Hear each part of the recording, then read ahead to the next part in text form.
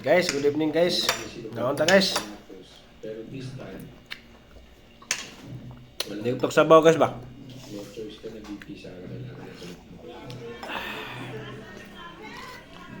Kamunggay ni kuan guys ng utan ako permi guys. Parisan nga na inyo kuan guys ng gani ba?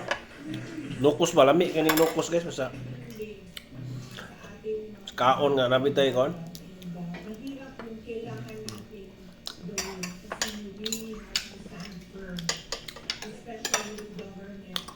Naon ta?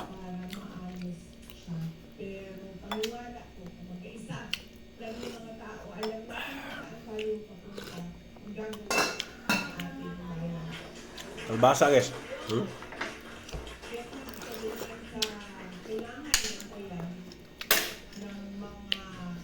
Hindi na kayo kumakaw baboy kay. No. Alam niyo ako, naniniwala ako. Hindi ko makakatago si BP sa 2000. O kaon mo ko pero nang kuan guys mana. Bakit naman po, sorry, grabe. Kontrol na lang ba? Hinihiling mo kay BP Sara, pero ayun, hindi siya makakatakbo. Lami kayong kuan kasi nukos yun. Pag-uusapan po natin. Maya-maya na. Ngayon naman, pag-usapan natin. Simple lang. Halos 2 milyong miyembro ng Iglesia ni Cristo ang nagtipon sa kanilang National Rally for Peace sa iba't ibang panig ng bansa. Pagsuporta ito sa pagtutol ni Pangulong Marcos sa Halos 2 milyon, anong sabi? Halos 2 milyon, pero ang dami talaga. Nandiyan kami, Banateros, kompleto po kami nagpunta dyan. Literal. Pa, sabaw. Ang dami po. Tingnan nyo. Ha? Hindi nila masabi. Kaunti. Naon ta guys? Diba? Kasi well documented. Marami talaga. Vice President Sara Duterte. May report si Chino Gaston. Kapoy kay gikan ko sa trabaho. Hanggang sa luwa na tuloy-tuloy ang dating ng mga miyembro ng Iglesia ni Cristo sa National Rally of Nakikita nyo kung ano kadami. Alam nyo ano sinasabi ng mga to? Lami kini kuan kasi. Hindi nila masabing counting. Ano, alam nyo kung anong excuses nila sa dami nito? Pinupil na ba? Alam mo sinasabi nila? O ano kayo ngayon, DDS? Wala naman sinabing BBM resign. Wala naman sinabing patalsikin si BBM.